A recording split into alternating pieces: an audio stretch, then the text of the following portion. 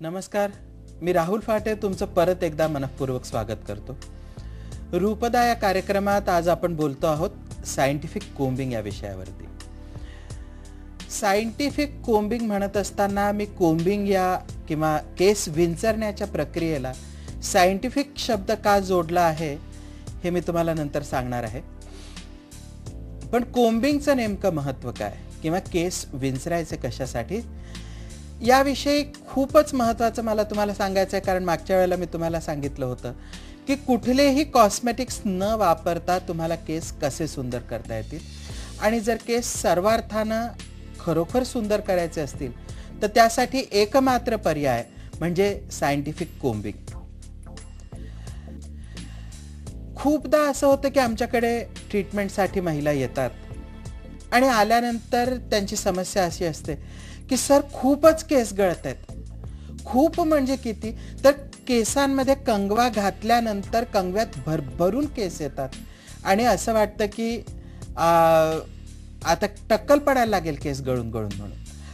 आणि लिटरली या बायका घाबरलेल्या असतात की आता कोंब नुसता कंगवा केसांमधनं फिरवला तरी एवढे केस जर गळत आहेत तर खूप जास्त कोम्बिंग करायला लागलं तर कदाचित टक्कल पडेल म्हणून. आणि मग त्या टक्कल पडण्याच्या भीतीपोटी केस विंचरलेच जात नाहीत. केस विंचरले नाही की अनेक समस्यांना आपल्याला सामोरे जावं लागतं. पण खूपदा असं लक्षात येतं की पूर्वी केस विंचरणे हा घराघरातला कार्यक्रम असे.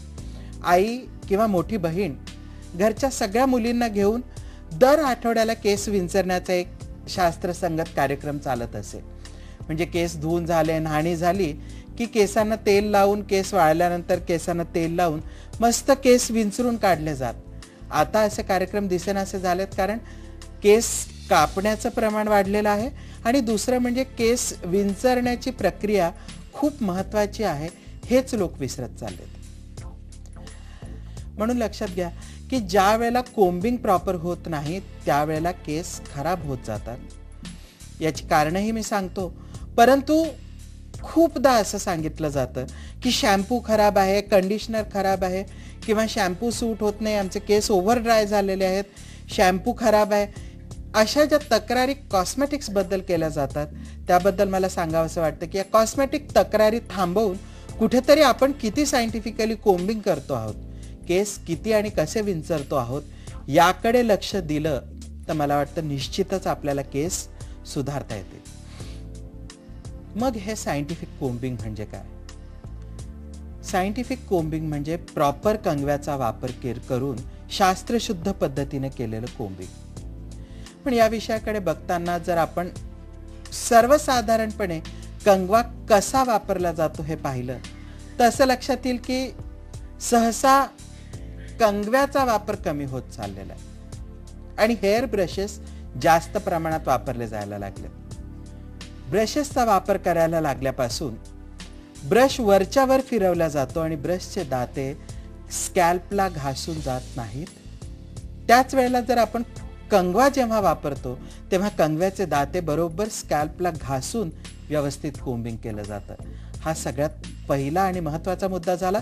पण त्याचबरोबर नेमकं कोम्बिंग कसं केलं जातं तर बघा, कंगवा वरच्यावर केसांमधनं फिरवला जातो आणि फिरवल्यानंतर खालचे केस हातात धरून खालच्या खाली कंगवा फिरवला जातो. आणि मग अशा ठिकाणी या महिलांच्या तक्रारी नेहमीच कॉमन असतात की आमचे हेअर एंड्स खराब होत चाललेत, स्प्लिट एंड्स प्रचंड आहेत आणि केसांची टोकं सगळी खराब झाली आहेत, पिंजारल्यासारखी झाली आहेत. कारण काय तर कोम्बिंग करत असताना एक महत्त्वाची गोष्ट लक्षात घ्या की आपण कितीही आर्टिफिशियल कंडिशनर्स जरी वापरत असलो, सिरम्स जरी वापरत असलो तरी केसाच्या कंडिशनिंगसाठी सगळ्यात सुंदर जर काही असेल तर ते म्हणजे सीबम, म्हणजे केसांच्या मुळाशी तयार होणारं एक नैसर्गिक तेल.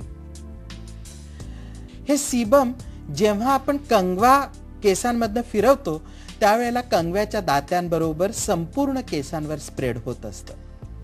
पण जेव्हा लांब केस असतात तेव्हा टिपिकली जेव्हा अर्धवट कंगवा फिरवला जातो आणि मग खालचे केस खालच्या खाली विंचरले जातात त्यावेळेला टिपिकली स्कॅल्पवरचं हे सीबम फक्त अर्ध्या पोर्शनपर्यंत पोचतं आणि म्हणून अर्धे केस चांगल्या क्वालिटीचे असतात आणि त्याच्या खालचे केस हे अतिशय खराब क्वालिटीचे असतात. म्हणजे केसांची टोकं किंवा अर्धे केस ड्राय असतात आणि अर्धे केस ड्राय नसतात. अशी समस्या घरातून प्रत्येक महिला फेस करत असते, कारण कंगवा ॲट ए स्ट्रेच संपूर्ण केसांमधनं फिरवलाच जात नाही. कंगवा असा ओव्हरऑल फिरवायचा म्हटला की केस तुटणार, तडतडणार आणि खालनं ओढले जाणार. स्वाभाविक आहे ते. परंतु हे जर टाळायचं असेल तर सगळ्यात पहिल्यांदा कंगवा कसा वापरायचा, कुठला कंगवा वापरायचा हे अतिशय महत्वाचं आहे. खूपदा अगदी टुकार 2-5 रुपयाचे कंगवे जेव्हा वापरले जातात तेव्हा कंगव्यांचं प्लास्टिक खराब असतं. खराब क्वालिटीच्या प्लास्टिकमुळे केस जेव्हा कंगव्यामध्ये अडकतात किंवा खराब क्वालिटीचं प्लास्टिक ज्या वेळेला केसांवर घासल्या जातं तेव्हा स्टॅटिक एनर्जी जास्त प्रमाणात तयार होते आणि केस फाटण्याचं प्रमाणही वाढतं. आणि म्हणून मला प्रामाणिकपणे सांगावंसं वाटतं की कंगवा निवडताना चांगल्या उत्तम दर्जाचा कंगवा, उत्तम दर्जाच्या प्लास्टिकपासून तयार झालेला कंगवा घेणं खूप आवश्यक आहे. आणि कंगव्याचा जर विचारच करायचा झाला तर कंगवा कसा, तर कंगवा जुना मला कंगवा दाखवणार आहे. कंगवा एका बाजूने जाड दाते आणि दुसऱ्या बाजूने बारीक दाते असलेलाच कंगवा वापरला गेला पाहिजे. जाड दात्यांनी पहिल्यांदा केसांच्या टोकाशी साठलेला गुंता काढून टाकायला हवा. गुंता एकवार हळूवार मोकळा केला की मग केसांमधनं कंगवा फिरवणं सोपं जातं. पण एक लक्षात घ्या, केस केराटिन पासून तयार झालेले आहेत. केस केराटिन पासून तयार झालेले असल्यामुळे ह्या प्रोटीन वरती जेव्हा प्लास्टिकचा कंगवा जोरजोराने फिरवला जातो तेव्हा केसांमधला स्टॅटिक फोर्स जास्त वाढतो आणि केस पुन्हा गुंतत जातात. म्हणजे गुंता आपण भराभर काढला की परत गुंतण्याची प्रक्रिया सुरू होते. आणि म्हणून गुंता काढत असताना केस धरून भराभर कंगवा फिरवण्याऐवजी तो हळूवार नीटच फिरवला तर पुन्हा केस गुंतण्याचं प्रमाण कमी होईल. हे करत असताना पहिल्यांदा कंगव्याच्या जाड बाजूने आपल्याला गुंता काढून घ्यायचा आहे आणि वरपासनं खालपर्यंत केसांमधनं कंगवा फिरू शकतो याची गॅरंटी घ्यायची आहे. आणि ते झाल्यानंतर कंगव्याच्या बारीक साईडनं आपल्याला परत कोम्बिंग सुरू करायचं आहे. आणि आता हे कोम्बिंग टाळूपासनं असणार आहे. हे कोम्बिंग नेमकं कसं करायचं, याचे काय काय फायदे होणार आहेत आणि या सायंटिफिक कोम्बिंगमुळे केस आपले पूर्ण कंडिशन कसे होणार आहेत आपण बघणार आहोत. हे बघण्याआधी घेऊया एक छोटासा ब्रेक. बघत रहा सायंटिफिक कोम्बिंग कसं करायचं रूपदा या कार्यक्रमात.